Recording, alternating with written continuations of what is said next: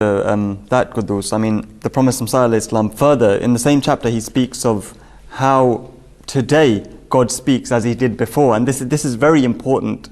Just like the part that Quddus read is important, equally is this important. And I quote the Prophet ﷺ, Hazrat Mirza Ghulam Ahmad Sahib states, "It is a great mistake to imagine that God is like a corpse interred in the earth whose recovery is the business of man.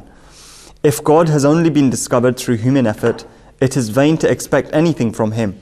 Indeed, God has through eternity called mankind to himself by affirming, 'I am present.' It would be a great impertinence to imagine that man has laid God under an obligation by discovering him through his own effort, and that if there had been no philosophers, he would have continued unknown."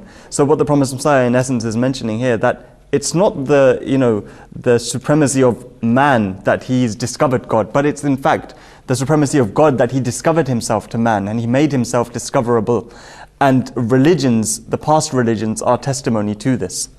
The Prophet Messiah further states, "It is equally stupid to inquire how can God speak unless he has a tongue to speak with. The answer is, has he not created the earth and the heavenly bodies without physical hands? Does he not view the universe without eyes? Does he not hear our supplications without physical ears?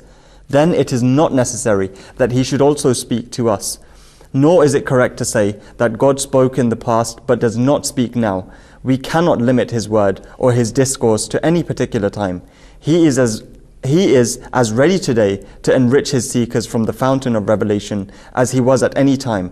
And the gates of his grace are as wide open today as they were at any time." And the Prophet ﷺ, throughout his life, I mean, any biography, you pick it up, you listen to any Friday sermon of Hazrat Khalifatul Masih, and he will give at least one example of how the Prophet ﷺ joined man with the living God and introduced man towards the living God once again. And the Prophet Messiah, Hazrat Mirza Ghulam Ahmad of Qadian, he constantly, alayhi salatu wasalam, had multiple, thousands of interactions with the God Almighty. And he did in fact, and he is, sort of the citadel for that introduction towards God Almighty, that fortress that can gain entry towards the threshold of God Almighty. Qaasid, just